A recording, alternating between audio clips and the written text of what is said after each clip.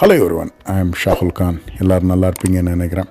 2023 ஊர் ட்ரிப் பற்றி அதை பற்றி அந்த டைரிஸ் தான் நான் பற்றி பேச போகிறேன்.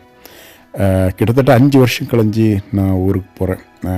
போன உடனே என்ன சொல்லுவாங்க, அந்த நாஸ்டாலஜியா இருக்குல்ல, அந்த ஊர் ஞாபகங்கள், அந்த ஊர் மனம்.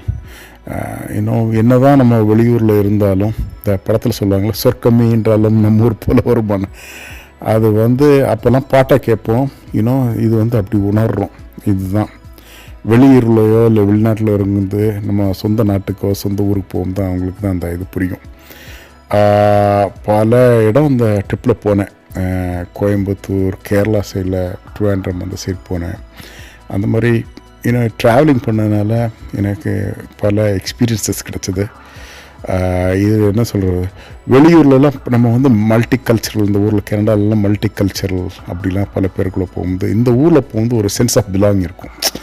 என்ன சொல்லுவாங்க, நம்மடா அந்த மாதிரி அந்த ஒரு ஃபீலிங்,